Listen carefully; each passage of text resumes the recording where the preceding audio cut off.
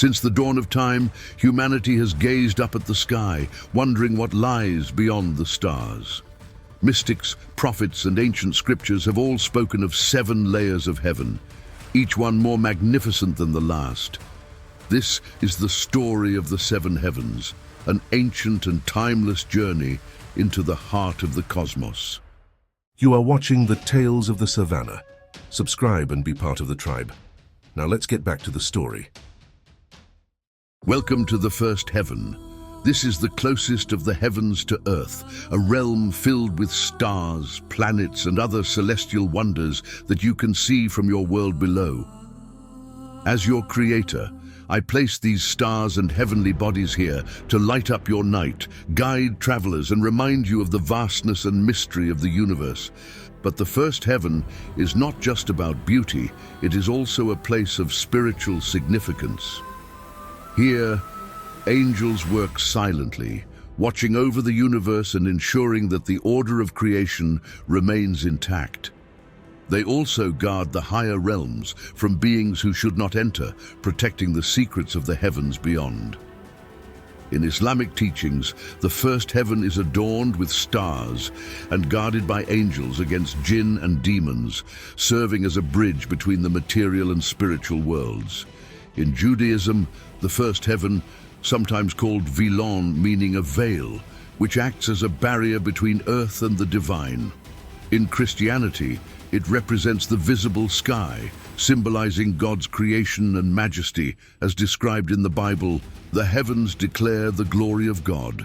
Psalm 19:1.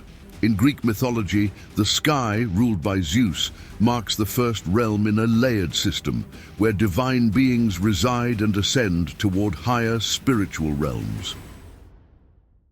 The second heaven is associated with the moon and its silvery glow, representing cycles and reflection. This realm has a luminous quality, with the moon dominating the scene, casting a gentle white light. The moon's phases are often symbolic of spiritual growth. The environment is calm, serene, and reflective, signifying spiritual purity and emotional depth. In Islam, the second heaven is home to Jesus and John the Baptist, symbolizing spiritual purity and a deeper understanding of faith. In Judaism, this heaven, called firmament, is where angels maintain cosmic order and where souls reflect and gain knowledge of the divine plan, also tied to the moon as a guide for human life. While Christianity doesn't often refer to multiple heavens, the second heaven can be seen as a spiritual middle ground where souls reflect and prepare for salvation, with Jesus symbolizing grace and resurrection and the moon representing the journey from sin to redemption. As you leave the second heaven, remember that it is a place of quiet contemplation, where the moonlight guides your thoughts and the prophets and angels offer their wisdom. Every phase of the moon reminds you that life is full of cycles, times of growth, times of challenge, and times of renewal. As we ascend through the realms of the heavens, this one will leave you in awe, for it is a place of both beauty and strength. I created this heaven from the finest materials. It is made of iron, pearls, and other dazzling stones that shimmer like stars. Let me take you through the mysteries of the third heaven and introduce you to 2 of its most significant residents, Joseph and Azrael, the angel of death. Let's take a look at Joseph, a prophet whose life story is a testament to beauty, patience, and perseverance.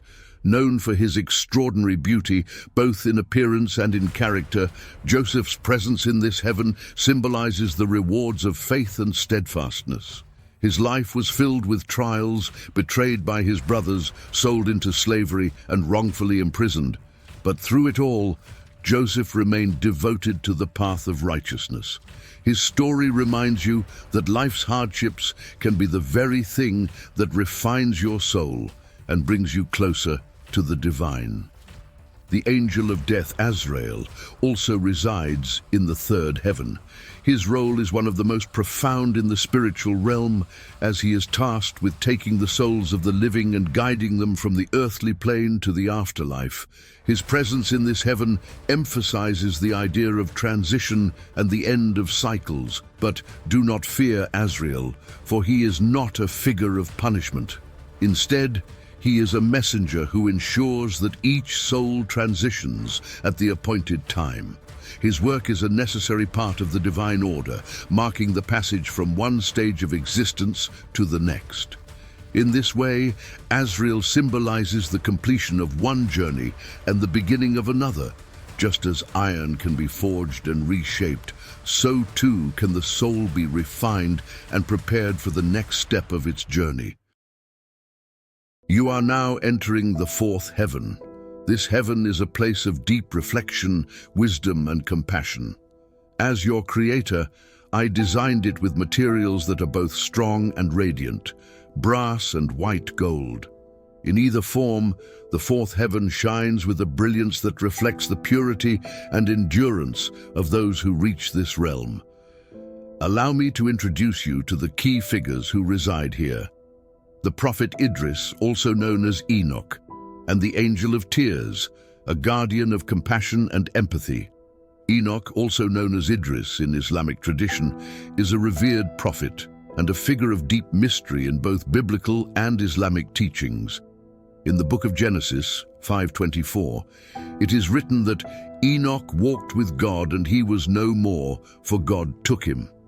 This phrase has often been interpreted to mean that Enoch was taken up to heaven by God, signifying a special closeness to the divine. Unlike most mortals, he did not die a natural death, but was instead elevated into the divine realms due to his piety and faithfulness. Also residing in this heaven is the angel of tears, a being whose role is one of deep emotional and spiritual significance.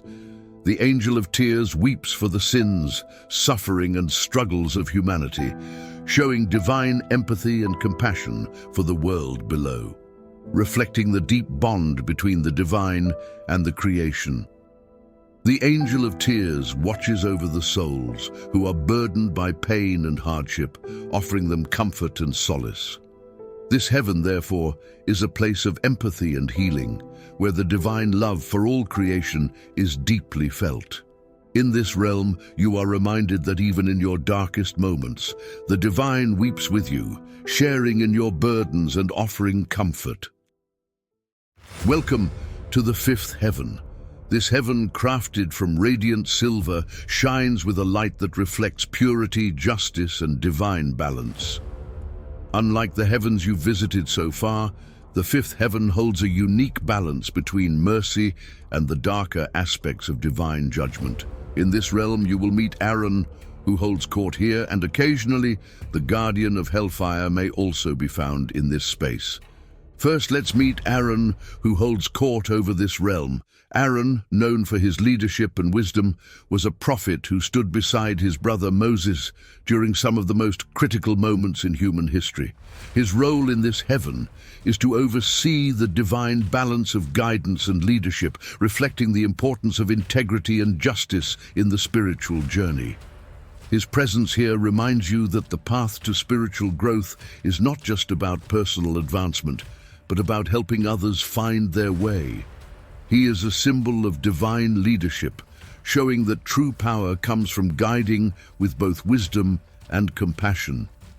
In this heaven, you will also find the guardian of hellfire, a figure who holds the key to one of the universe's most feared aspects, divine punishment.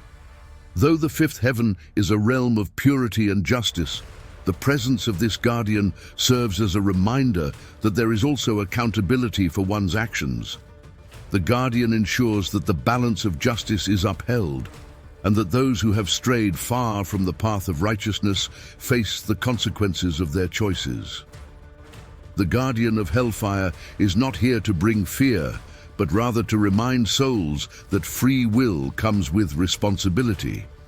In this heaven, the presence of both Aaron and the guardian of hellfire creates a dynamic balance between mercy and judgment, teaching that both are essential to the divine order. Congratulations, you have reached the sixth heaven. This heaven is a place of unmatched brilliance and splendor, made of gold, garnets, and rubies. It is also home to the great prophet Moses, a central figure of divine law and leadership. Moses, known for his role in delivering 10 commandments to humanity, is a figure of authority and revelation. He stands as a symbol of the power of leadership that is rooted in truth, justice, and unwavering faith. His role in this heaven is to guide souls toward understanding the sacred laws that govern both the spiritual and material worlds. In this heaven, you are reminded that true power is not found in wealth or material things, but in the ability to lead with wisdom and truth. Here, the soul contemplates the divine order and reflects on the responsibilities that come with spiritual leadership. Dear traveler, we have reached the summit of your celestial journey, the seventh heaven. This heaven is the highest of all, a realm filled with divine light so pure and radiant that it is incomprehensible to mortal beings. This heaven is made of emerald, a stone of rare beauty and brilliance. As the highest realm, the seventh heaven represents the utmost extremity of knowledge, existence, and divine presence.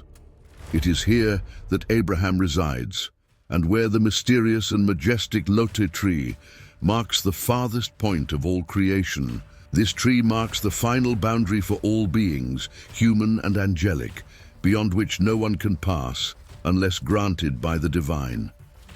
The Lote tree symbolizes the limit of human and angelic understanding, the point where God's mysteries are beyond reach. Its presence shows that while one can reach great levels of spiritual knowledge, there is a line only God's infinite wisdom crosses.